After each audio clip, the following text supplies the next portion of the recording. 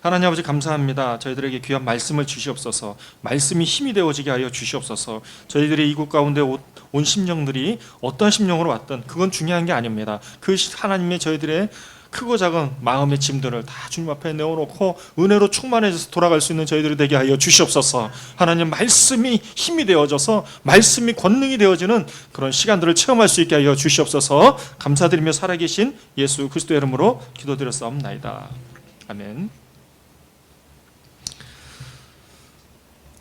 저희들이 계속해서 욥기서 5장 말씀을 공부하고 있습니다. 5장 17절에서 27절 말씀을 저희들이 함께 나누었는데, 사실은 이 5장만 뚝 띄어서 말씀을 보면은 뭔 말인지 하나도 모르나요. 다시 저희는 어디로 가야 되냐면은 1장으로 돌아가야 합니다. 욥기서 1장서부터 해서 어떤 일이 나옵니까? 욥기서 1장을 통해서 하나님께서 욥을 자랑하시는 믿음의 사람이었어요. 그러면 그 믿음의 사람이 어떤 신앙생활을 하고 있었습니까? 하나님을 늘 경외하며 늘 속죄하는, 늘 번제를 드리면서 화목제물을 드리면서 자녀들에게 있어서 죄악을 씻기는 그런 늘 이렇게 신앙적으로 깨어있는 그런 삶들을 살았습니다. 그러는 가운데서 욥이 신실한 신앙생활을 하니까 어느 날 천상회의가 열렸습니다. 천상회의가 어떻게 열렸어요? 천사가 사탄으로 바뀌고 사탄이 바뀌면서 하나님 앞에 나아갔을 때에 하나님께서 욥을 자랑하셨고, 그 욥을 자랑하는 가운데서 사탄이 열받아서 화가 나서 참소하였습니다. 그 첫 번째 참소로서 욥이 가지고 있는, 욥이 소유하고 있고 완전하게 자녀들도 소유하고 있는 그 완전하게 온전하게 가지고 있다는 것은 숫자를 통해서 의미한다고 말씀을 드렸죠. 어쨌든 온전한 부와 온전한 소유를 통해서 사탄이 참소를 하였어요. 아니, 하나님, 욥이 하나님을 잘 믿을 수 있었던 것은 가지고 있는 부가 있었고 가지고 있는 완전한 자녀들이 있었기 때문에 가능한 것이 아니겠습니까? 라고 참소하였을 때에 하나님께서 사탄에게 뭐라고 얘기합니까? 사탄에게, 그래, 욥의 몸은 건들지 말고 가지고 있는 것들은, 울타리는 제하기 좋다라고 했을 때에 사탄이 어떻게 하였습니까? 가지고 있던 울타리를 다 제거하였습니다. 이게 첫 번째 재난이었고, 두 번째 재난이 오게 되죠. 두 번째 재난이 무엇입니까? 욥의 생명은 건들지 않되 욥의 몸을 건드는 것이었고요. 사탄이 그 욥의 몸을 건드는 것에 대해서 하나님께서 허락을 하셨습니다. 그래서 욥이 많은 고난을 겪게 되고, 그 고난을 통해서 어떤 일이 결과가 나왔나요? 욥이 신앙이 흔들렸습니까? 흔들리지 않았어요. 흔들리지 않았어요. 하나님을 더욱더 경외하고 하나님께 집중되는 그런 믿음의 모습을 보이게 되고 신앙 고백을 보여주게 됩니다. 그것이 바로 1장 21절하고 2장 10절 말씀의 내용이에요. PPT로 우리 말씀을 함께 보도록 하겠습니다. 우리 21절 욥의 고백이에요. 첫 번째 고난을 통해서 겪은 신앙 고백, 1장 21절 말씀이에요. 함께 이 말씀을 보도록 하겠습니다. 시작. 이르되 내가 모태에서 알몸으로 나와 싸운즉 또한 알몸이 그리로 돌아가올지라. 주신 이도 여호와시요 거두시는 이도 여호와이시니 여호와의 이름이 찬송을 받으실지어다 하고, 그리고 두 번째 재난 가운데서 욥의 고백이 있습니다. 그것이 바로 2장 10절 말씀인데요. 2장 10절 말씀 함께 보도록 하겠습니다. 시작. 그가 이르되 그대의 말이 한 어리석은 여자의 말 같도다. 우리가 하나님께 복을 받았은즉 화도 받지 아니하겠느냐 하고, 이 모든 일에 욥이 입술로 범죄하지 아니하니라. 욥은 두 번의 고난을 통해서 어떠한 믿음과 어떠한 신앙의 태도를 보이십니까? 주신 이도 여호와시요 거두시는 이도 여호와시니라. 첫 번째 재난은 신앙 고백이었고요. 두 번째 재난 가운데 신앙 고백은 어떤 것이었습니까? 우리가 하나님께 복을 받았사온즉 화도 받지 아니하겠느냐라는 욥의 신앙 고백이었어요. 그리고 나서 욥은 하나님을 원망하지도 않았고 입술로 범죄하지도 않았습니다. 이를 통해서 욥의 신앙과 욥의 믿음은 굳건했어요. 그럼에도 불구하고 욥의 세 친구가 왔을 때에 욥기서 3장에는 어떤 일이 생기게 됩니까? 이 친구들에게 욥은 탄식을 하였는데 두 가지 탄식을 하였어요. 내가 태어나지 않았으면, 그리고 두 번째, 내가 빨리 죽었으면, 죽기를 바라는 거였어요. 너무나도 고통이 심했으니까. 이 모습을 보고 욥의 탄식을 보고 욥의 친구들이 뭐라고 얘기합니까? 욥의 친구들이 세 친구가 있는데 그 첫 번째가 누구냐면 엘리바스예요. 엘리바스가 얘기하는데 그것이 바로 4장 5장에 걸쳐서 나오는 얘기입니다. 4장 5장을 통해서 엘리바스는 욥에 대해서 얘기를 하는데 오늘 말씀을 통해서 뭐를 가르쳐주고 있습니까? 오늘 말씀을 통해서 전능자의 징계를 업신여기지 말라는 거예요. 제가 제 아내하고 얘기를 하면서 오늘 말씀을 가지고 나누게 되면서 제 아내가 이렇게 얘기했어요. 잘 알지도 못하면서 라고 얘기를 했어요. 누가 누구를 알지 못해요? 엘리바스가 욥의 신앙을 잘 알지도 못하면서 전능자의 징계를 업신여기지 말라고 권면하는 거예요. 무슨 말이에요? 훈수 두는 거예요. 훈계하는 거예요. 코치하는 거예요. 그러면서 엘리바스가 욥에 대해서 얘기를 하는데 하나님의 징계를 얘기하는데 하나님의 징계의 특징을 얘기를 합니다. 그것이 무엇입니까? 훈육적인 징계를 얘기하는 거예요. 이 훈육적인 징계가 무엇입니까? 그것은 바로 인과응보예요. 인과응보가 뭡니까? 원인이 있어서 결과에 따른 것이다. 이 말이 무슨 말이에요? 네가 욥이 죄가 있으니까 이런 고난을 겪는 거야 라고 얘기하는 것이죠.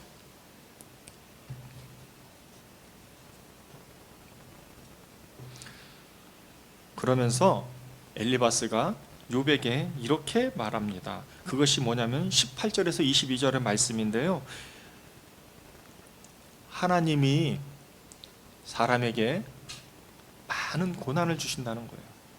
근데 사람은 다방면의 연약함을 가지고 있다는 것을 말해요. 성도들은 다방면에 있어서 모든 부분에 있어서 연약함을 말하고 있지만 하나님은 그런 다방면의 성도의 연약함을 어떻게 하신다?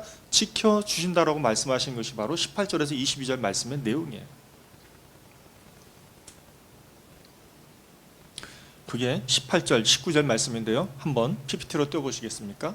네, 하나님은 아프시게 하시다가 싸매시며 상하게 하시다가 그의 손으로 고치시나니 19절 6가지 환난에서 너를 구원하시며 7가지 환난이라도 그 재앙이 내게 미치지 않게 하신다라는 얘기입니다. 이 6가지 환난과 7가지 환난 이게 다방면이라는 거예요. 모든 면에 있어서 사람은 연약할 수밖에 없고 이 연약함을 지켜주시는 분이 누구시다? 하나님이시다라는 것을 말해주고 있는 것이죠. 그런데 엘리바스가 욥에게 또 뭐라고 얘기합니까? 엘리바스가 욥에게 이렇게 얘기해요. 그래서 하나님을 찾아야 한다고 말합니다. 하나님을 찾았을 때에 회복이 된다라는 거예요. 죄사함 회개하면 다시 회복이 된다. 다시 복을 받는다라는 말씀이신 것이죠. 그 중에 대표적인 것, 다른 것은 다 제가 내려놓고 시간상 23절 말씀에 집중하고자 합니다. 23절 말씀에 뭐라고 되어 있습니까? 23절 말씀 다 같이 한번 읽어볼까요? 시작! 들에 있는 돌이 들짐승이 너와 화목하게 할 것이니라. 이 말씀이 무엇입니까? 들에 있는 돌 그리고 들짐승은 무엇을 말합니까? 원수와 그 다음에 장애물을 말합니다. 우리가 살아가면서 인생을 살아가면서 관계에 너무나도 어려운 일들이 많습니다. 그 관계의 어려움들 가운데서 우리 마음 가운데에 어떤 것이 있어요? 원수 같은 사람이 있잖아요. 부부관계 말고 우리가 인생을 살아오면서 내 안에 원수 같은 사람이 있다라는 거예요. 때로는 어떤 사람은 부부관계에서 내 아내가 또 내 남편이 원수처럼 여겨지는 사람도 있죠. 또 장애물로 여겨지는 사람이 있다라는 것입니다. 그 장애물로 여겨지는 사람들 가운데서 우리가 어려움들을 겪는데요. 그랬을 때에 우리가 연단을 통해서 하나님께로 나아가면 하나님께로 바로 서기만 하면 우리 안에 있는 원수 또 내가 안에 있는 관계적인 어떤 장애물들이 어떻게 된다고요? 화목하게 된다라는 거예요. 회복이 된다라는 거예요.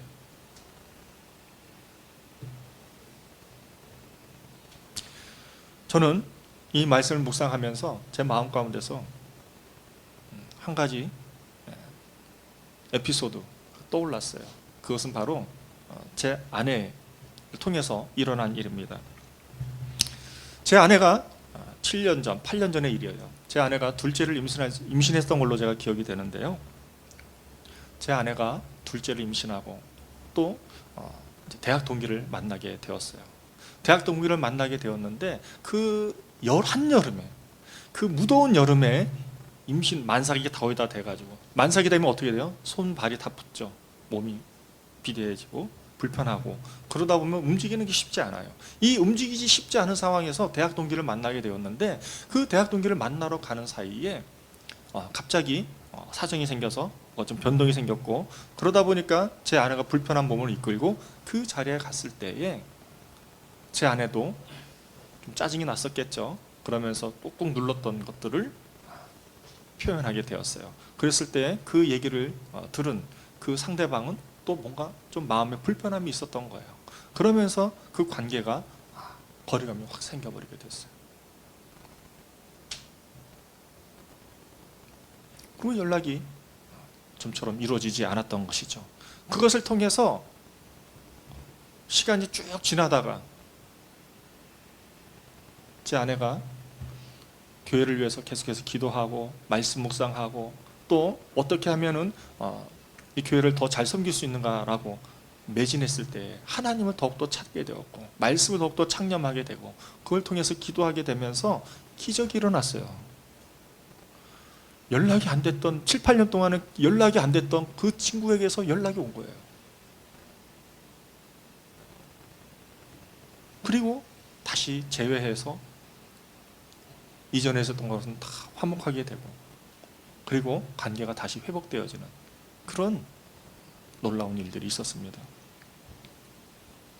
잠언 16장 7절 말씀에 보면, PPT 한번 띄워주시겠어요? 하나님께서 이렇게 말씀하고 계세요. 솔로몬이 뭐라고 말하고 있습니까? 7절 다 같이 한번 읽어보실까요? 시작. 사람의 행위가 여호와를 기쁘시게 하면 그 사람의 원수라도 그와 더불어 화목하게 하시느니라. 무슨 말씀이에요? 하나님, 우리의 행위가 하나님께 기쁘게 한다면, 하나님을 기쁘게 하는 행위가 있다는 거예요. 하나님을 기쁘게 하는 행위를 통해서 화목이 일어난다는 것이죠.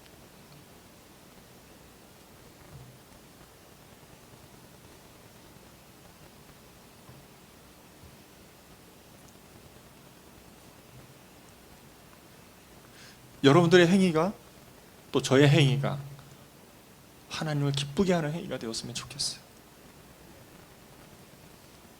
그래서 저와 여러분들의 마음 가운데 원수된 것, 우리의 마음 가운데 걸림돌이 되는 것들이 다 풀어지고 화목이 되어지는 그런 아름다운 열매들이 많이 맺혀졌으면 좋겠습니다. 저는 제가 아는 분을 통해서 저에 대한 평가를 듣게 된 적이 있었습니다. 어느 목사님이 저의 모습을 보고 제가 다 가진 목사라고 얘기한 것을 제가 듣게 되었어요. 맞죠? 저는 다 가졌어요. 많은 것을 가지고 있는 사람이에요. 우리 자녀들도 있고 또 제 아내도 있고 또 집도 있고 또 차도 있고 또 교회도 이렇게 함께 교회를 세워나가고 예배를 세워나가는 그런 목사입니다. 근데 교회적으로는 이제 시작한 지는 얼마 안 됐지만 어쨌든 저희 교회가 그래도 이곳에 와서 1년 동안에 많은 성장이 있었고 성숙이 있었습니다. 또 그 대표적인 것으로 미디어 사역을 많이 활발하게 하였고 또 양육도 잘 하고 있으면서 예배가 세워지고 있는 것이죠. 지금의 저의 모습은 이렇지만 이전의 모습은 그렇지가 않았어요. 여러분도 잘 제가 여러 번 말씀을 드려서 잘 알고 계시는 분도 계시겠지만 모르시는 분들을 위해서 제가 잠깐 말씀을 드리겠습니다. 저에게도 힘들고 어려운 날이 있었습니다. 저에게 있어서 가장 힘들고 어려운 때가 언제인가? 저는 제 아내를 만나기 전에 저희 아버지가 소천하시고 나서, 그리고 저의 생활이 바닥이었어요. 하루하루 살아가는 게 힘들었어요. 저희 두 동생들은 결혼을 하였고 생활하는 가운데서 아버님은 안 계시고 홀어머니와 저가 그렇게 가난하게 살아야 한 때가 있었습니다. 저는 그때 전문 용어로 교숙자 생활을 하였어요. 교숙자라고 하는 것은 교회 노숙자를 줄임말로 교숙자라고 합니다. 그 교숙자 생활을 하는 가운데서 정말 힘들게 살았어요. 그렇게 힘들고 어렵게 생활하는 가운데서 저는 제가 할 수 있는 것은 아무것도 없었고, 교숙자니까 교회에서 생활을 하지 않았겠어요? 교회에서 어떤 생활을 했겠습니까? 교회에서 기도하고 예배하고 찬양하는 것이 전부였어요. 예배는 다 드렸어요. 그러던 가운데서 제가 예배를 드리는데 하나님의 임재가 있었고 하나님의 기쁨이 있었어요. 그때 제 신앙 가운데서 하나님께 어떤 고백을 하였냐면, 하나님께서 주시는 예배를 통해서, 말씀을 통해서 하나님을 만나고 하나님을 체험하고 하나님을 주시는 말씀을 부여잡고 기도하고 그런 생활들을 매일매일 하고 있었을 때, 상황과 형편은 아무것도 없었어요. 그랬을 때에 하나님께서 제게 큰 은혜를 주셨는데, 그 큰 은혜 가운데 제가 하나님께 고백했던 것은 하나였어요. 하나님, 저 예배만 드릴 수 있도록 해주세요. 하나님, 제가 다 포기할 수 있습니다. 가난하니까 포기할 것도 없죠. 제 인생 다 내려놓겠습니다. 제가 취하고자 하는 모든 것도 다 내려놓겠습니다. 그러나 하나님 아버지, 제가 더 이상 놓지 않는 것은 하나가 있습니다. 그것은 바로 예배에 집중할 수 있게 하여 주시옵소서. 예배에 전념할 수 있게 하여 주시옵소서. 그 하나님만을 바라보면서 이 길 달려갈 수 있게 하여 주시옵소서라고 하나님께 고백하였을 때에 하나님께서 놀라웠게 변화시켜 주신 것을 보게 됩니다. 제 그러한 신앙 고백은 제가 제 이성으로 제 머리로 고백할 수 있는 내용이 아니었어요. 하나님의 은혜 가운데 사로잡혀서 하나님께 온전히 고백하였을 때에 제가 예배자로서 온전히 서 있을 수 있게 해달라는 기도 외에는 아무것도 없었어요.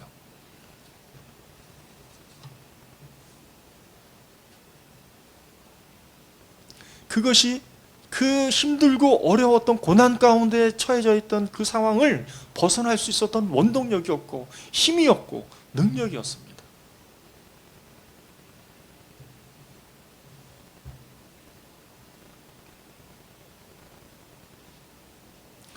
그렇게 해서 제가 제 삶에 있어서 예배가 전부였고, 그 예배를 통해서 기쁨과 행복과 능력으로서 하루하루 근근히 살아가고 있었을 때에 제 아내를 만나게 되었던 것이죠.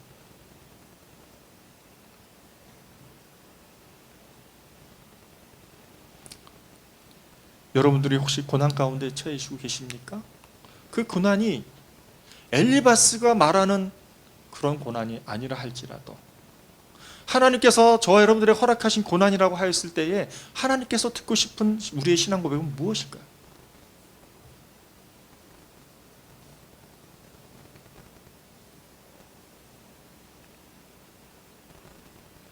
남이 아니라 욥을 보는 것이 아니라 엘리바스 자신을 통해서 봐야 하는 것이죠. 저와 여러분들이 엘리바스라고 한다면, 하나님께서 우리에게 주시는 고난이 있다고 한다면 그 고난을 통해서 우리는 무엇을 바라야 합니까? 잘 알지도 못하는 남을 얘기하는 것이 아니라 잘 알지 못하는 내 자신에게 집중해서 우리가 무엇을 놓고 신앙생활을 해야 될 것인가? 우리의 신앙의 힘은 어디서부터 오는 것인가? 우리가 하나님을 온전히 바라보면서 신앙생활을 해야 되는 것이 아니겠습니까?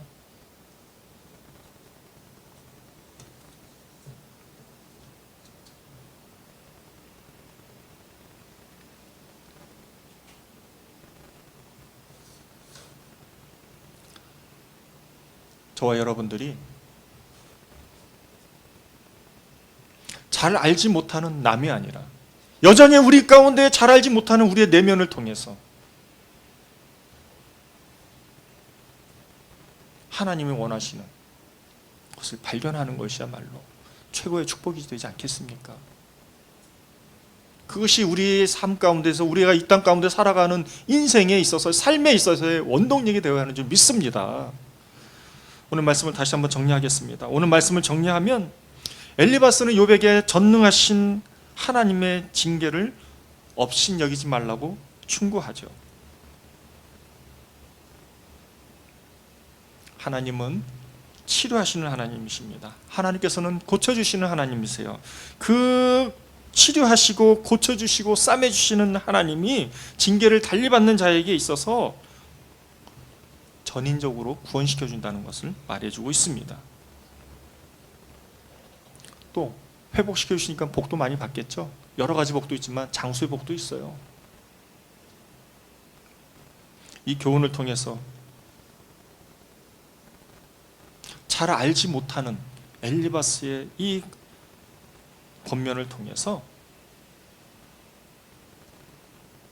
엘리바스는 욥에 대한 애정을 보여주고 있는 것입니다. 그러나 문제가 있죠. 세상적인 관점에서 욥에 대한 애정을 보여주고 있는 것이죠. 그러나 저는 여러분들에게 말씀드리고 싶습니다.